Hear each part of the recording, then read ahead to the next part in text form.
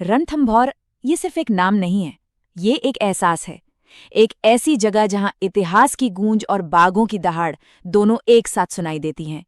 तो चलिए आज हम उसी किले की कहानी में गहरे उतरते हैं, जहां का हर पत्थर कुछ कहता है और हर साया जंगल की रूह का घर लगता है। सोचिए, सम्राट अकबर के इतिहासकार अबुल फजल ने कहा था, दूसरे किले नंगे हैं पर ये वाला तो बख्तरबंद है। जब उन्होंने ये कहा ना, तो उनका मतलब सिर्फ पत्थर की मोटी मोटी दीवारों से नहीं था। नहीं, वो तो इसकी उस रूह की बात कर रहे थे जिसे कुदरत और इंसानी हाथों ने मिलकर कुछ ऐसा गढ़ा था कि इसे जीत पाना लगभग नामुमकिन था। तो इस किले को समझने के लिए इसकी कहानी दीवारों के अंदर से नहीं, बल्कि बाहर इसके घने जंगल से शुरू करनी होगी। क्योंकि ये किला सिर्फ एक इमारत नहीं है, ये एक ऐसी जगह है जहां कुदरत ने राजाओं की छोड़ी हुई विरासत पर धीरे धीरे अपना राज वापस पा लिया है। बस कल्पना करके देखिए, एक तरफ 10वीं सदी का बनाया हुआ इंसानी कारीगरी का एक बेजोड़ नमूना, और ठीक उसी के बीचों बीच रणथंभौर नेशनल पार्क का वो घना जंगल जो दुनिया भर में बाघों का सबसे बड़ा घर माना जाता है। सच में, इतिहास और कुदरत का ऐसा संगम बहुत ही कम देखने को मिलता है।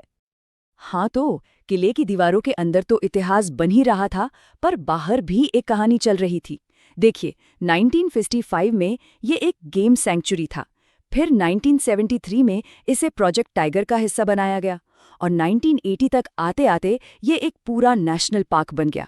मतलब ये वो वक्त था जब तय हो गया कि अब यहाँ सिर्फ और सिर्फ जंगल का राज चलेगा, बिना किसी इंसानी दखल के। और बात सिर्फ इतिहास और जंगल के मिलने की नहीं है, यहाँ तो भूगोल भी एक अजूबा है।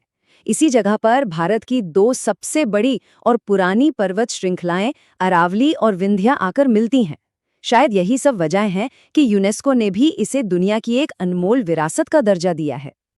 तो चलिए अब जंगल से निकलकर किले की दीवारों के अंदर चलते हैं और ये पता लगाते हैं कि आखिर इस किले को अजेय यानी अनकॉन्करेबल क्यों माना जाता था।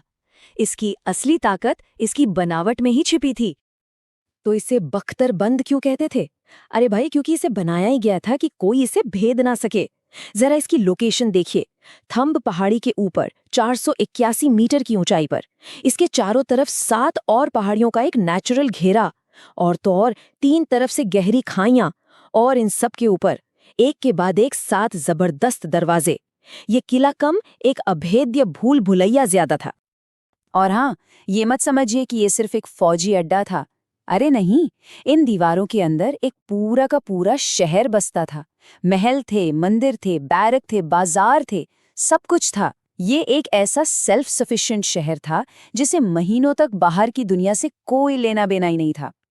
अब आते हैं इस किले की कहानी के उस हिस्से पर जो इसके दिल में बसा है। ये कहानी है एक ऐसे राजा की, हम्मीर देव चौहान की, जिसने अपने उसूलों के लिए अपना सब कुछ दांव पर लगा दिया और एक ऐसी जंग लड़ी जो हमेशा के लिए इतिहास के पन्नों में दर्ज हो गई। देखिए, 1301 का ये टकराव सिर्फ जमीन के एक टुकड़े के लिए नहीं था। नहीं, ये 2 सिद्धांतों, 2 विचारधाराओं की लड़ाई थी। एक तरफ थे हम्मीर देव, जो राजपूत धर्म के मुताबिक अपनी शरण में आए लोगों की रक्षा करने के लिए वचनबद्ध थे, और दूसरी तरफ था अलाउद्दीन खिलजी, जिसकी जिद थी कि उसके बागियों को उसे सौंपा जाए। तो टकराव तो होना ही था। हम्मीर देव के इसी अटूट इरादे को एक मशहूर दोहे में बताया गया है, सिंह सुवन सतपुरुष वचन, तिरिया तेल हम्मीर हट, चढ़े न दूजी बार। मतलब, जिस तरह शेरनी एक ही बार संतान को जन्म देती है और सच्चा इंसान एक ही बार वचन देता है, ठीक उसी तरह हम्मीर का हठ भी था, जो एक बार हो गया तो हो गया। वो अपनी जान दे सकते थे पर अपने वचन से पीछे नहीं हट सकते थे। इसी को कहते हैं हम्मीर हठ। और जब युद्ध में हार निश्चित दिखने लगती, तब राजपूत इतिहास का सबसे वीर और दर्दनाक अध्याय लिखा जाता था, जिसे कहते हैं साका। साका सिर्फ हार नहीं है, ये सम्मान के लिए दिया गया सबसे बड़ा बलिदान है। इसमें 2 चीजें होती हैं। एक, केसरिया, जब पुरुष केसरिया बाना पहनकर अपनी आखिरी सांस तक लड़ने के लिए किले से बाहर निकल पड़ते हैं। और दूसरा, जौहर, जब किले के अंदर की महिलाएं दुश्मन के हाथों अपनी इज्जत बचाने के लिए खुद को अग्नि को समर्पित कर देती हैं।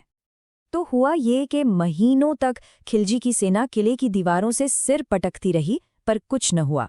फिर जो काम तलवारें नहीं कर पाईं, वो धोखे ने कर दिखाया। हमीर के ही 2 सेनापतियों रणमल और रतिपाल ने गद्दारी की और खिलजी को किले का एक गुप्त रास्ता बता दिया। और फिर आई वो तारीख 11 जुलाई 1301, जब रणथंभौर ने राजस्थान का पहला साका देखा। हमीर देव के नेतृत्व में राजपूतों ने केसरिया किया और रानी रंगदेवी के नेतृत्व में वीरांगनाओं ने पद्मतला ताराब में जल जौहर करके इतिहास में अपना नाम अमर कर लिया। किले के गिरने के बाद अलाउद्दीन खिलजी के दरबारी कवि अमीर खुसरो ने लिखा, आज कुफ्र का गढ़ इस्लाम का घर हो गया। ये शब्द ये उस जीत के बाद की सोच को दिखाते हैं, एक ऐलान कि एक दौर खत्म हुआ और अब एक नया दौर शुरू हो चुका है। तो चलिए अब लड़ाई के शोर और तलवारों की खनक से दूर चलते हैं, किले के अंदर की उन जगहों पर जहां आज भी आस्था और रहस्य जिंदा हैं, क्योंकि रणथंभौर की कहानी सिर्फ जंग की कहानी नहीं है। किले के ठीक बीचों बीच है मशहूर त्रिनेत्र गणेश मंदिर। यहाँ भगवान गणेश की एक अनोखी मूर्ति है, जिसमें उनकी 2 नहीं बल्कि 3 आंखें हैं। ये तीसरी आंख ज्ञान का प्रतीक मानी जाती है और कहते हैं कि ऐसी मूर्ति पूरे भारत में और कहीं नहीं है। सदियों से ये मंदिर लोगों की आस्था का एक बहुत बड़ा केंद्र रहा है। लेकिन मंदिर के अलावा इस किले में एक और भी गहरा रहस्य छुपा है, एक ऐसी पानी की धारा जो पिछले 800 सालों से लगातार बह रही है। ये न कभी ज्यादा होती है, न कभी सूखती है। पर सबसे बड़ा सवाल, ये आती कहाँ से है? इसका जवाब आज तक किसी के पास नहीं है। इसे कहते हैं गुप्त गंगा। एक पतली सी धार है जो एक अंधेरी सुरंग से निकलती है। लोग इसके पानी को गंगा जल जितना ही पवित्र मानते हैं। और सबसे हैरान करने वाली बात यह है कि चाहे कितनी भी भयानक गर्मी पड़े, ये कभी नहीं सूखती और ना ही कभी अपने छोटे से कुंड से बाहर बहती है।